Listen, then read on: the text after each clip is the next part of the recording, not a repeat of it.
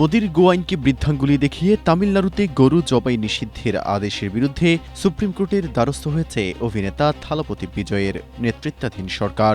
গত মে মাসে মাদ্রাজ হাইকোর্ট তামিলনাড়ু রাজ্য জুড়ে গরু ও বাছুর জবাইয়ের উপর নিষেধাজ্ঞা জারি করেছিল।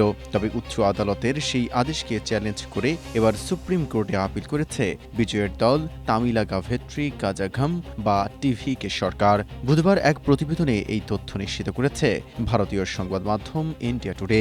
সুপ্রিম কোর্টে দায়ের করা বিশেষ আবেদনে বিজয়ের সরকার স্পষ্ট জানিয়েছে, হাইকোর্টের এই নিষেধাজ্ঞা তামিলনাড়ু পশু সংরক্ষণ আইন 1958 এর সরাসরি পরিপন্থী। তামিলনাড়ুর বিদ্যমান আইন অনুযায়ী 10 বছরের বেশি বয়সী যেসব গবাদি পশু কাজ করতে বা প্রজননে অক্ষম, কর্তৃপক্ষের অনুমতি সাপেক্ষে কেবল সেগুলোই জবাই করা যায়।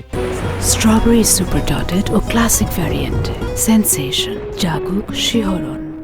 বিজয়ের সরকারের অভিযোগ, হাইকোর্ট তার এখতিয়ারের বাইরে গিয়ে সম্পূর্ণ নিষেধাজ্ঞা জারি করে রাজ্যের আইনসভার কাজে অনধিকার হস্তক্ষেপ করেছে।